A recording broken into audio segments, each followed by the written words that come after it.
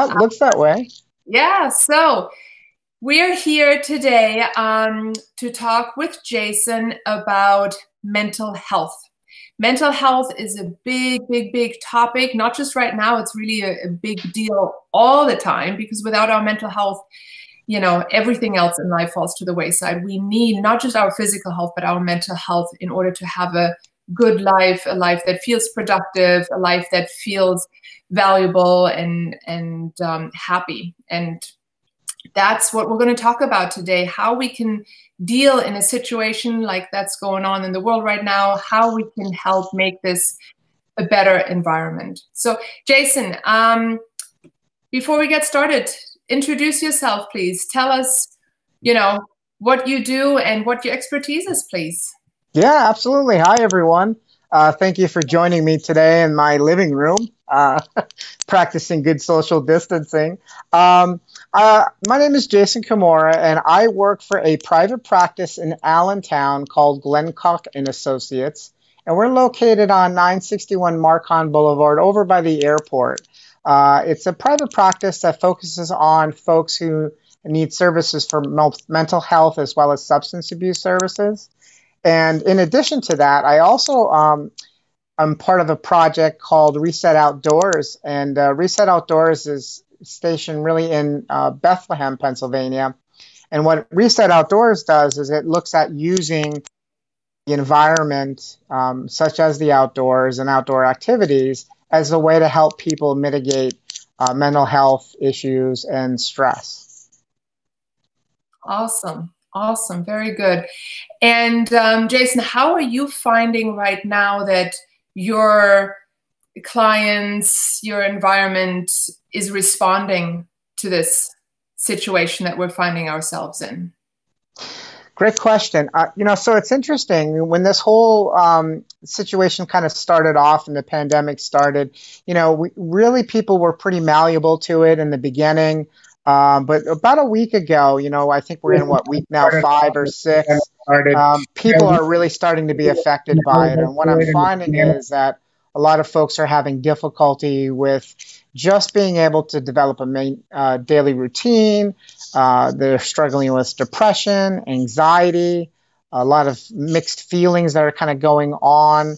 I find that people are now wind up abusing more substances than typical, just to kind of cope with it.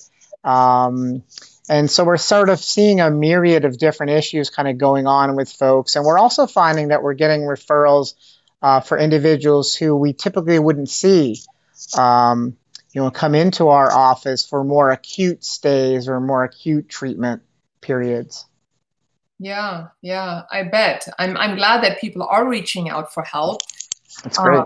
That's a good thing, but I'm sure there is thousands of people out there who are not getting the help that they need. Yeah. Hi, Leanne. Hi, Carla. Hi, Jesse. I just saw that you ladies are here watching. Hi, welcome. If anybody has any questions, if you have any issues that you would like for Jason to touch on, this is your time. All right. This is only live once. So please feel free to type them in here. That's a nice lamp right there. Thank you. No, we'd love to dive into things that you want to hear about. Otherwise, we're just going to talk about the regular things that we have going on here. Oh, and I think this is your friend, Marta. Is this your friend, right, Jason? Yep. Very good. Hi, Marta. So tell us, Jason, you just mentioned that people are reaching for some rather unhealthy ways of coping, unfortunately, at the time, right? I mean, yeah. The increase in anxiety and depression that's going on. I know there is not a simple one-phrase answer and solution you can give them, but sure. What kind of advice would you give people in this? Sure. Well, if it's okay, I wanted to kind of just backtrack just slightly. And also mention that there's some things that we're all noticing as practitioners out there in terms of grief and loss. So even for individuals who don't generally experience depression and anxiety, these were the individuals I was speaking of earlier, they're noticing, that they're having a lot of grief and loss like symptoms, and depression and anxiety happen to be some of those.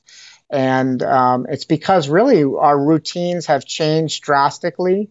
Our connections to others have changed drastically. And even though, we're fortunate to have sort of this technological opportunity to stay connected, it's really artificial, and it really lacks that human connection, which is so powerful. And so, that's a lot of what we're seeing is sort of this, overarching grief and loss for many people, much like we saw during the 9/11. So when you say grief and loss, in my mind, the first thing that pops up is, a loved one dying. Absolutely. Sure. Associate grief and loss with, but I guess it can come in many different forms. You can be grieving the loss of your normal social life. The loss of your freedom, the loss of your own happiness. Is that correct? Am I saying that right? Absolutely. And if we look at the work from David Kessler, who's really an expert in this field, he did a recent podcast, I believe, with Brene Brown, and he talked a lot about this particular topic. You're absolutely correct. We oftentimes think grief and loss is a loss of a loved one, a divorce, some kind of major change and shift to our lives. But we sometimes forget more of the subtle ones, like the loss of being able to go to work, the feeling of being productive, losing our daily routine or schedule, which for many of us is, what we've been doing for so long. Not being able to connect to some loved ones, even though, we were able to call them and again, talk with them, not getting together for family gatherings or birthday parties, or, Mother's Day is coming up this weekend. I can think of, many people probably are going to experience that process as well. Yes. Some families who are sort of these multifaceted families may not be able to see their children, so some families, are sitting and staying in place for safety purposes, but their children are at a distance, and that's another form of loss. So, I think what's kind of unique about this is that loss isn't just, singular. We're finding that it's sort of compounding in this situation. Yeah, even if they're not at a distance, the children. I just had a patient tell me today how she's already so upset. She knows she's going to see her son for Mother's Day, but she can't hug him. She can't. And that physical connection, we're huge. Really physical beings. Jason, before we go into advice that you have for people in these, grieving and loss states, we have a couple of questions that came in. And great. I to Kelly really quick too. But a couple of questions. One is, can you recommend the best vitamins to take? And the other one was, any websites to share or resources for beginner meditation? You have anything along those lines? I don't know if vitamins is something that is in your ballpark or not, but if not, we can go into that later. I can go into that on my end. Yeah. In terms of vitamins, I mean, that isn't something that's my forte. I know that some people will oftentimes, as a part of just their well-being or self-care, take a multivitamin just as that part of that whole process. But I couldn't say particularly, because that's not an area of my specialty. But in terms of, I'm sorry, what was the second question? The second one was any suggestions, resources for beginner meditation? Yeah, so there's a lot of great books out there, a lot of great free resources. I would recommend anything from Jon Kabat-Zinn. He's really kind of the father or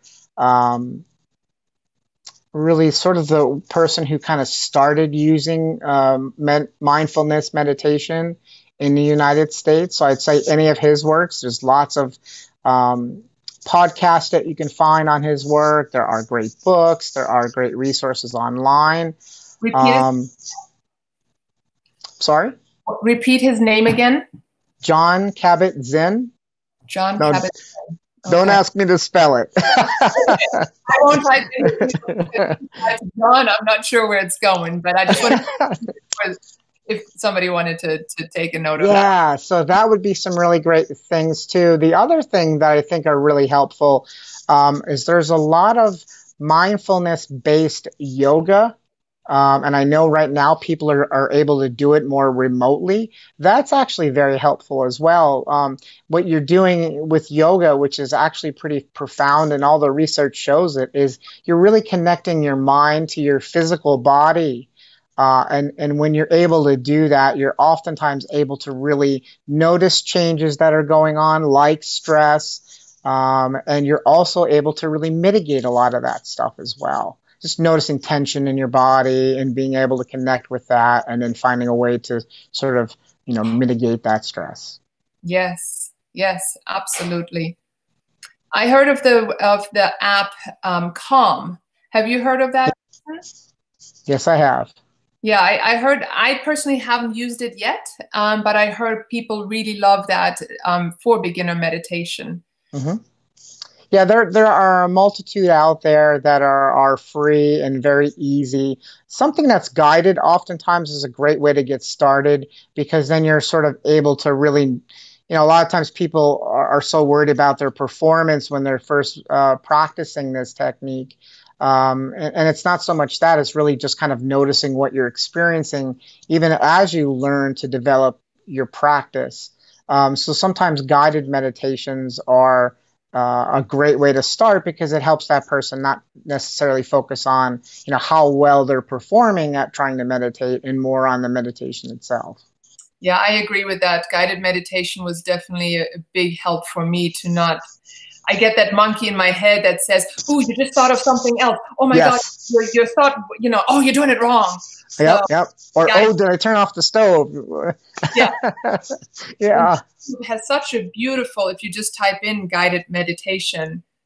I personally like only the auditory ones. I don't like the ones that have visual stuff with it, because I don't want to have my eyes on a screen. Sure. But yeah, cool. Yeah, and if a person can really close their eyes or even soften their gaze, you connect more deeply oftentimes when you're practicing a meditation than if you are viewing something visually. Yeah, exactly. All right. So let's get into some of the things that we talked about earlier with the grief and loss and, the unhealthy ways of coping. How can we switch those around? How can we make some positive changes in that, Jason? Sure. And so really it's about some of the most fundamental things that we were doing prior to this sort of all this pandemic is really, having a good routine. So, to the best of your ability, really structuring your daily routine as close as it was once prior to the pandemic. So if you're working from home, trying to, get up on time and start your day much like you did when you were working, that has a huge help to keeping yourself on task and just reminding yourself what your current purpose is. So that you're not so much focused on what things you've lost, like the ability to go to work. If you're out of work, finding some meaningful ways to stay connected to people, getting involved in, maybe some online support groups even, or just finding ways to sort of take care of your family or take care of things at home. Again, building that daily routine, taking care of yourself, and not just in a physical way, but holistically. So, paying attention to your eating habits. This is a time where a lot of folks are finding themselves, maybe eating a little excessively because of boredom or stress. So trying to watch what you're eating, or eat in a healthy way or a purposeful way. Doing things like exercise. Exercise is a great way to really curtail stress in the body. It's a great way to, push off those cortisol hormones that we experience and really help us connect to some of the happy hormones that affect our mood. And so that's a great way to not only physically take care of ourselves, but for our mental health as well. If we're feeling some stress or sadness or loneliness or even some depression and anxiety. Um, other things that you can do is get involved in. There's a lot of people doing all sorts of like social media groups now for hobbies or activities. Finding something that you really enjoy at home, like gardening. If you have hobbies, do them. Finding as much of a routine and a purpose now as possible. Yeah, I think that the routine is such a big thing. We think, oh, hooray, I get to sleep in. But how Yeah, have you had those days that you slept in and then you stay on the couch, and by the end of the day, you actually feel worse than absolutely. doing things. And even if they weren't things that you necessarily were looking forward to, just the fact of feeling productive lifts us Mhm. up. Yeah, absolutely. And even being kind to yourself and allowing yourself to take breaks, to maybe, sit outside and have a cup of tea or get some fresh air. Or, one of the things I really enjoy at my home is to sit out on my deck and just enjoy the birds, chirping in the morning, and having a cup of tea or a cup of coffee, and just taking a few minutes just for myself. Yeah. That's really helpful. Yeah, that's awesome. And for people, because I know you have a lot of experience with working in the addiction field, um, people that have their own known addictions, and addictions can be much more than drugs and alcohol. I mean, it can be a food Absolutely. addiction, it could be a mental addiction of keep going down that rabbit hole. Addiction comes in so many forms. If you know that you're susceptible to a certain type of addiction, what are some, if you can't go to meetings right now, if you can't go and just leave the house and be with your friends to work, to distract yourself from that, what would you say at home could be a good way to work? Sure.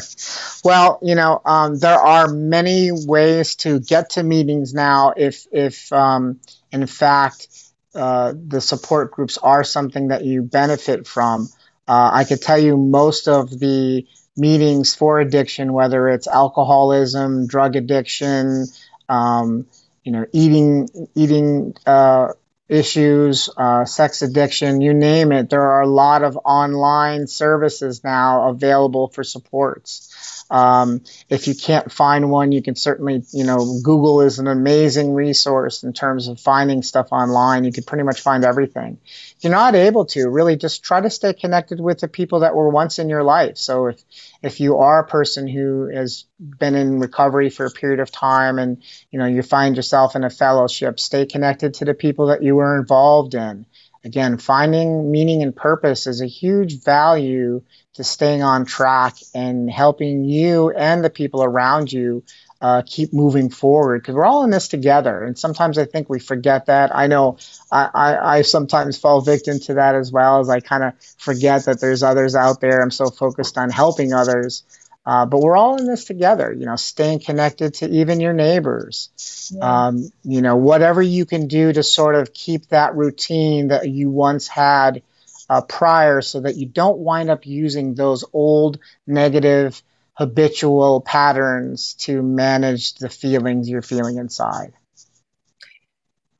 I am sure when it comes to addictions, people carry a lot of guilt and shame around with them on that. Is that correct, Jason? Absolutely. That's a real big core issue for a lot of folks. So for those people right now, if they're reaching out to somebody that they might not have spoken to this about previously, but it's the only connections they have or feel comfortable with right now, do you recommend for them to say, hey, this is my pattern, or this is, the hole that I get into, I just want to let you know about this, or should they?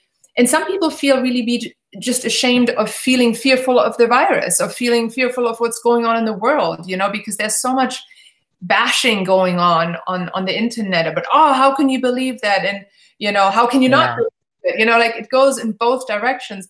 Sure. So is your recommendation to really spill your guts, or to kind of distract yourself and talk about other topics?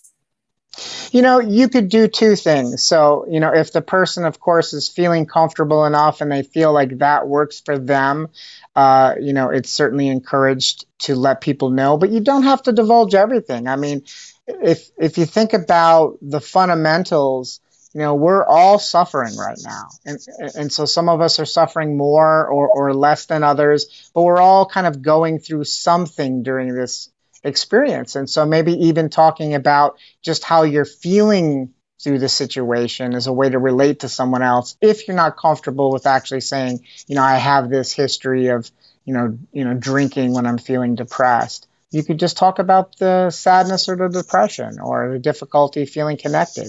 If that's not something, then absolutely finding some things that are positive. Laughter, while it sounds so cliche, is such a powerful thing that you can use as a way to, again, distract sometimes how you're feeling, or just, again, getting involved with other people in different ways. Finding social groups. There's all sorts of social groups that people are doing. And I know that I think even the Steel Stacks are doing a lot of like free concerts that you can watch online and get to see some really great local musicians play and get connected with people in that way. Yeah. And sometimes it's easier to kind of chat online with strangers, right? To kind of share, hey, I need help, versus the people that are closest to you. Absolutely. I could tell you a quick story if I have a second.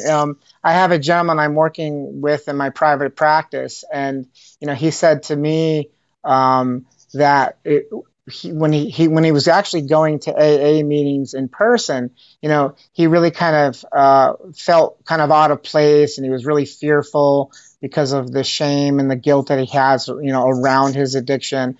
And since this pandemic has started, he's actually been attending AA meetings with people from Australia, and he has really connected to a gentleman in Australia who really appears to share his, similarities in their stories together. And he said, boy, had it not been for this situation, I might not have met this person online. I would have only really focused on who's locally to me. And so he's able to kind of see some positives from, some of these situations as well. So even taking, some of those basic steps, like trying, some things online. I could tell you that David Kessler, I know I mentioned him earlier, but I believe his, if you look him up online, he has support groups for people with grief and loss. And I think they're actually open for free to anyone who wants to just join and participate. Yeah, I think this pandemic has also really opened up a lot of things that are now available for free, for people to try out. And I'm glad companies are doing that. So many online services that are popping up because of this, and that are things more available.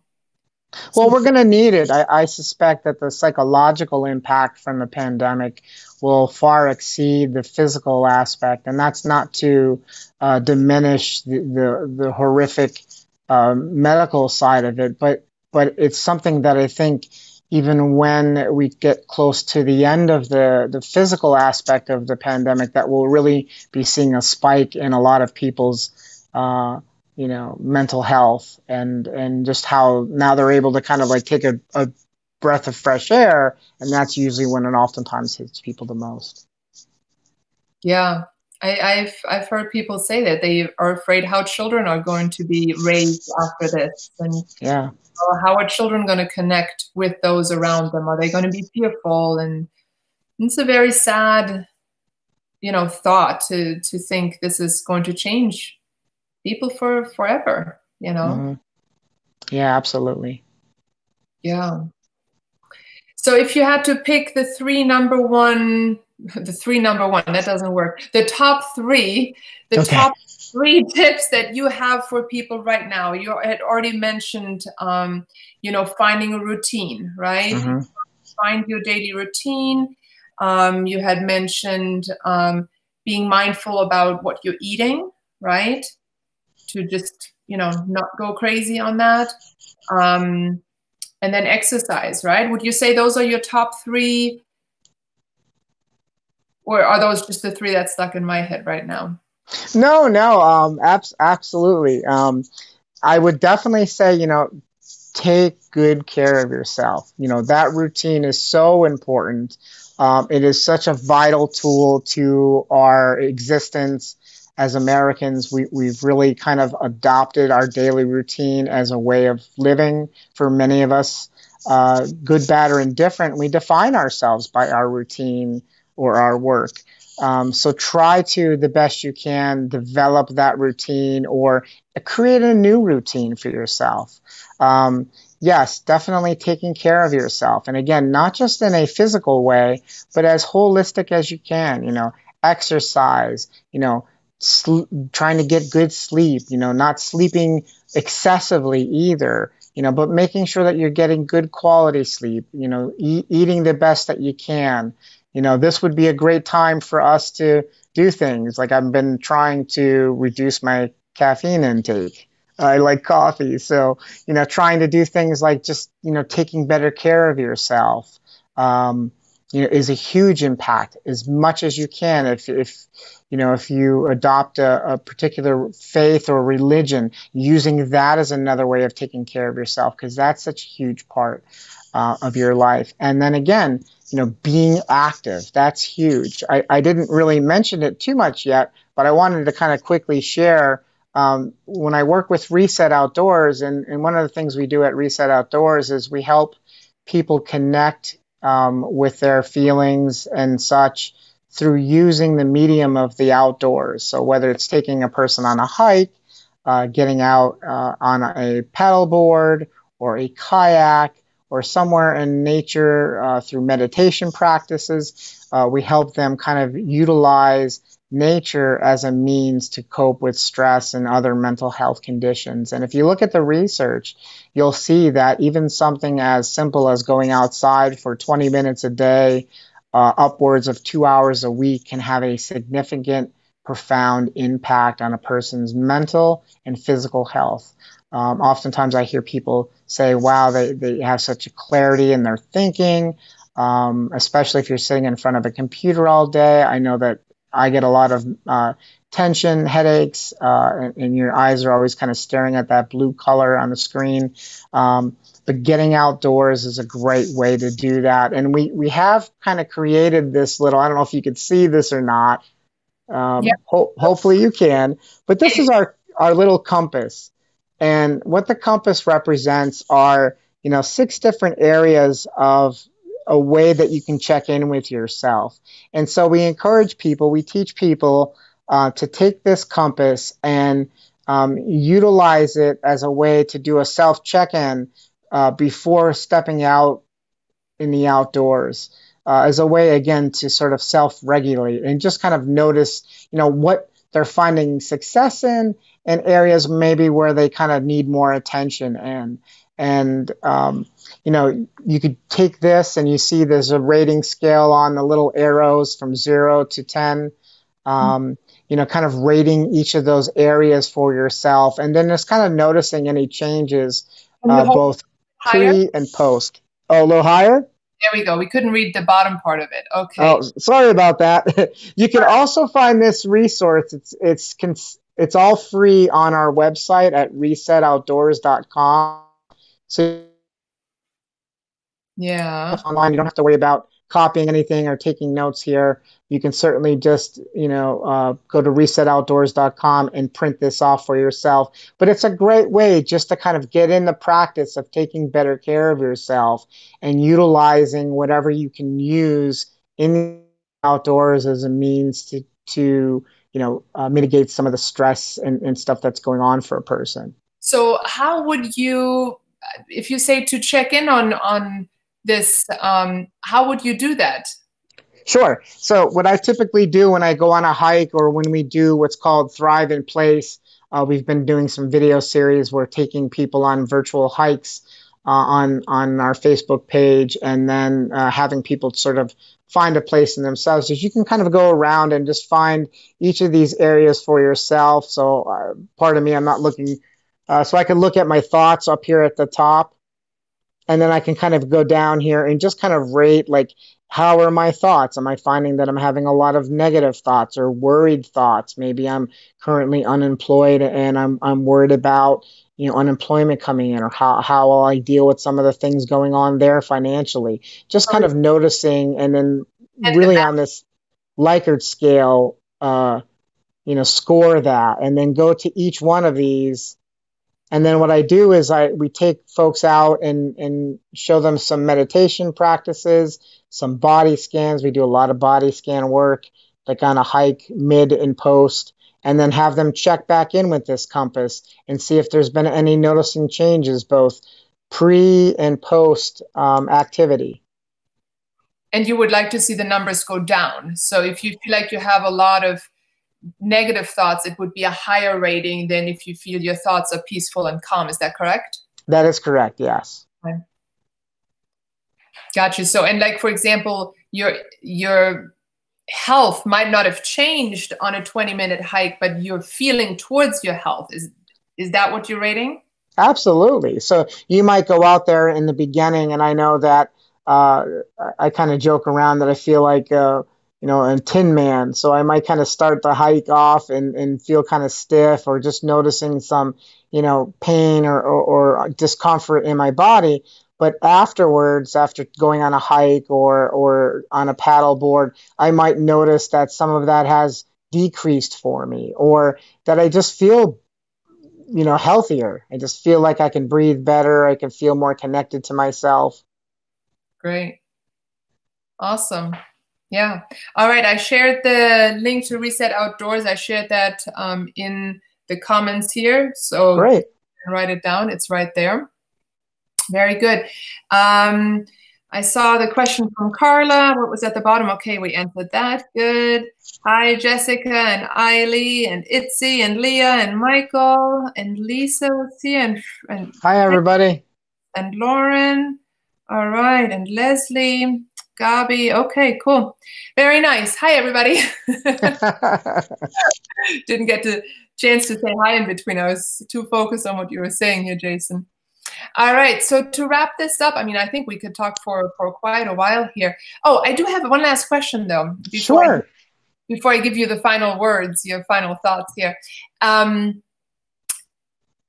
learned for myself that it's really beneficial for me if I have checklists, if I feel like I have progress.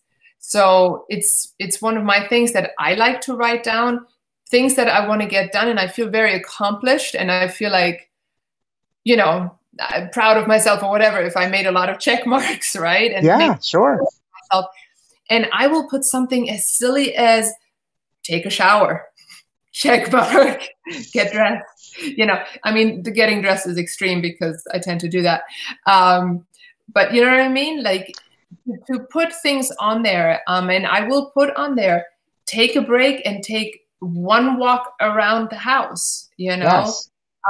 Little things. It doesn't have to be, I cleaned out the entire closet, just small things that I want to make sure I get done. I put on there, call dad.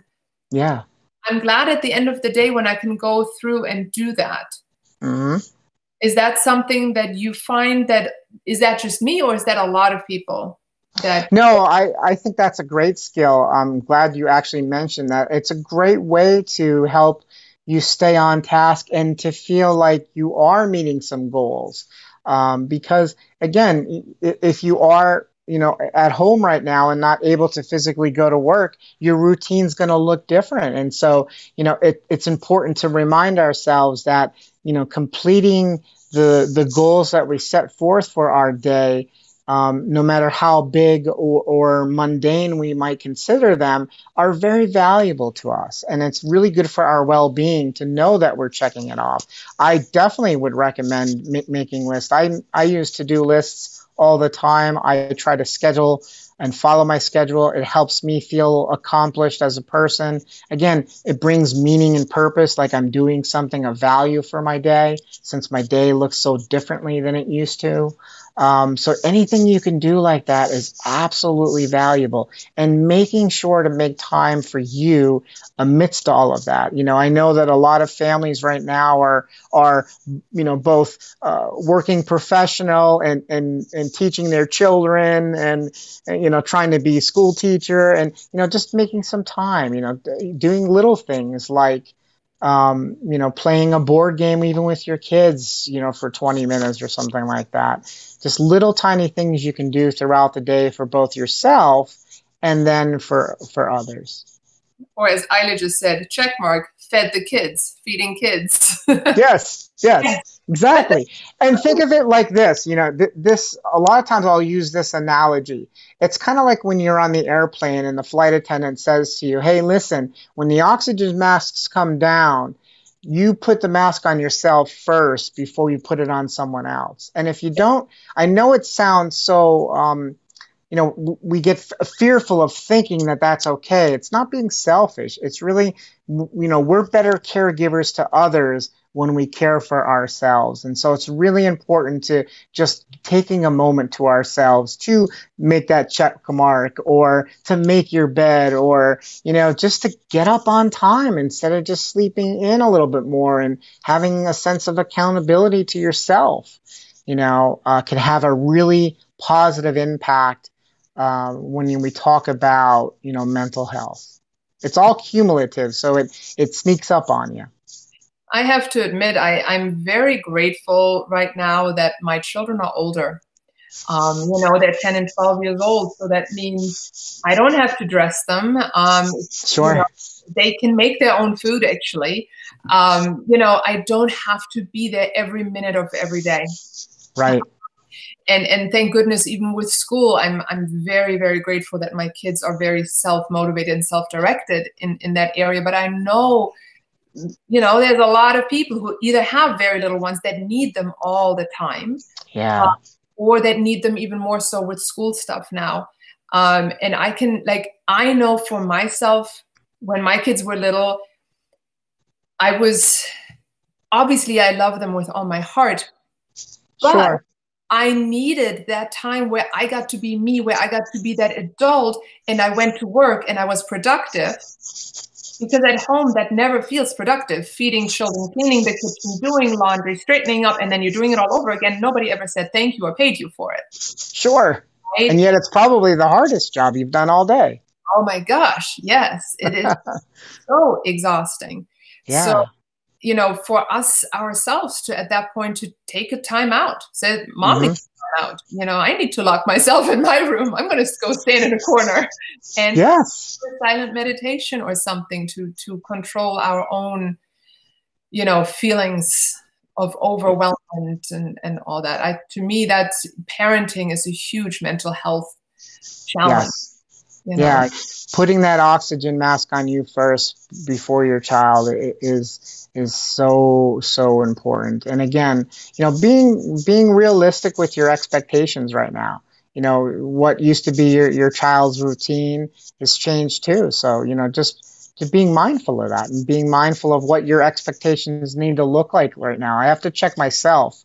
I consider myself a pretty motivated, very driven person, and I have to be mindful of just what is realistic for me to accomplish now, and what can I do for myself and still feel productive and have a little time for myself. And that's such an important part is just keeping that mindset as much as you possibly can. I like to reward myself after I do good work too. That's the best. I'm not I'll say, after I've done so many check marks on my to-do list, that's when I get to sit and watch, a 30-minute show. That's my reward, or, so that I don't have the day off with that. Yes, absolutely. Get stuck, or that I say, I'm allowed to call my best friend, but first I should be doing a few things to feel like I've earned that leisure time. Yeah, I try not to make the reward food-based, but sometimes I do. Yeah, of course. Again, in moderation, and technology is such a easy thing to fall into traps with, and when it comes to like addictive things, your brain doesn't know the difference between really a substance you put in your body or playing a video game. It's all reward based to your brain. Your brain, functions basically on a set of chemicals and hormones. And so, absolutely, giving yourself that little reward at the end of the day and trying to, the best you can, minimize the distractions throughout your day. It's so easy to jump on Facebook and just start, trolling around during the middle of your day or between um, your day. But I do the same kind of thing. I'll allow myself to interact in groups, socially online, but I try to pick it at the end of my day because, for me, like today's a day I try to get caught up on a lot of my clinical paperwork, and it's never fun. Paperwork is not my enjoyment, but that will be my little reward, or, riding my mountain bike, or, going down in my little shop I have downstairs and, do some woodworking, which is something that's kind of cathartic and fun for me. Yeah. Makes a difference. It does. I try to sprinkle some rewards throughout the day. I need constant reaffirmation. That's okay too. That's okay. Yeah. It works for me, Yeah. They're not big, but or something as simple as I need to drink that much water before I allow myself that coffee, right, Jason? Yes, that's totally what I'm trying to do. And sometimes I do it well, and I gotta admit I'm human, so sometimes I fall short. How dare you? Yeah, I know. How dare I? But it's really important. And absolutely, I like what you're saying is like, again, and the idea is you building that routine for you. And it doesn't have to sort of be very universal. It could be something that's going to work for you. But again, having that routine, having some things in place for you along the way. I even know a few people, what they do is, some of my colleagues might see some clients in the morning and then take a 2-hour break in the afternoon where they're doing something for themselves or tending to something that they need to do for themselves, whether it's their family or, doing some exercise at home. We all kind of tease each other that we're going to start an online exercise group together in the afternoon, just to kind of hold ourselves accountable and get together collectively. But little things, you could do lots of little things. Routine is so important. Absolutely.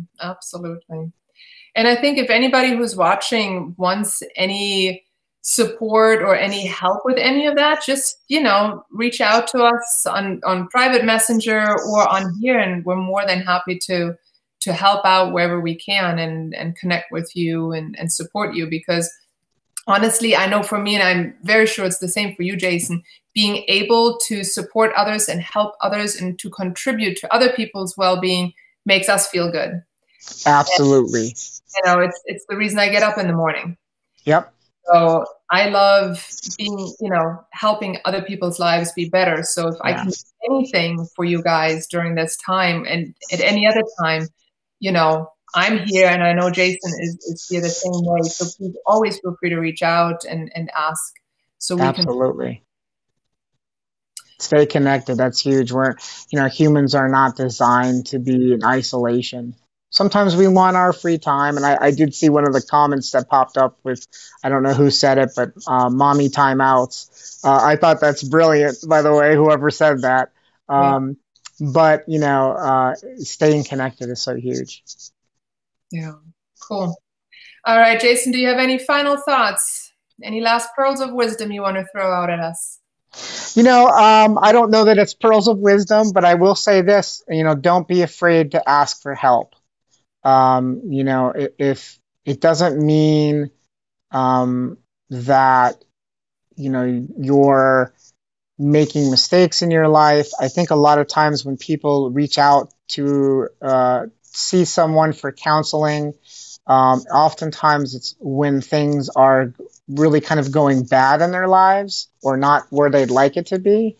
But that's not what really therapy is designed for. It's to even kind of interrupt things along the way. So, take care of yourselves holistically, stay connected to others, and don't be afraid to reach out if someone needs some help. There are really great clinicians in our community, not just where I work, but in our local community as well.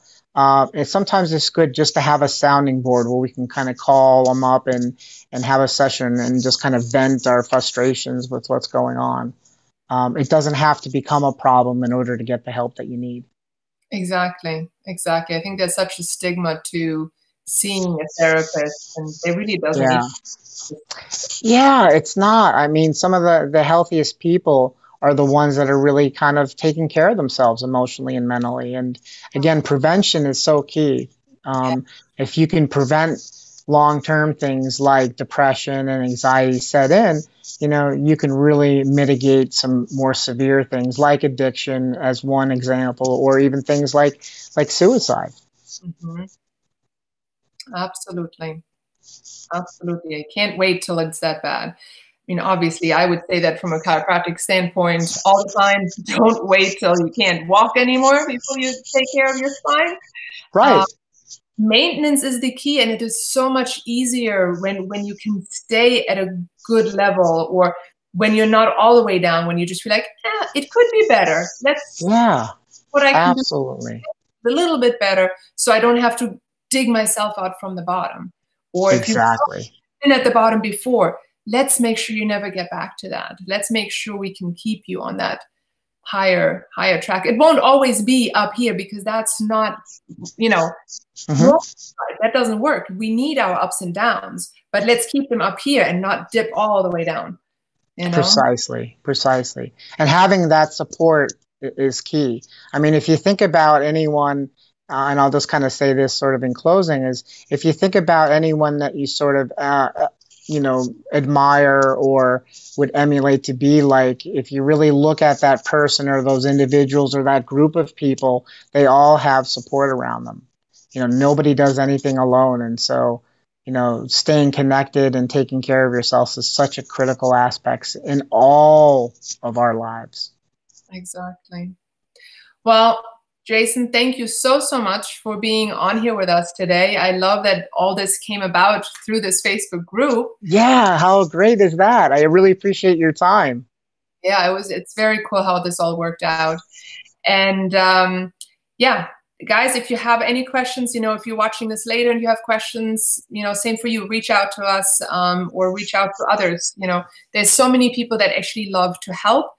It makes them feel good if they can support you, or if you have special things, or you can help somebody else. I know it makes you feel good too. So let's all be here together for each other, and try to make each day a little bit better, a little bit brighter for ourselves and for those around us. Absolutely. Well said. All right. Cool. Guys, this was it for today, and I hope you enjoyed it and got some good information out of this. There are other talks we've done over the last few weeks. We've done some on yoga, like basic yoga while you're sitting at home a lot. We've done one breathing. We've done different ones. So, go ahead and check them out if you like. I know there's tons of resources online otherwise, but there's a lot of good stuff here. All right, I'm seeing some thank yous and some hearts from people here. And great.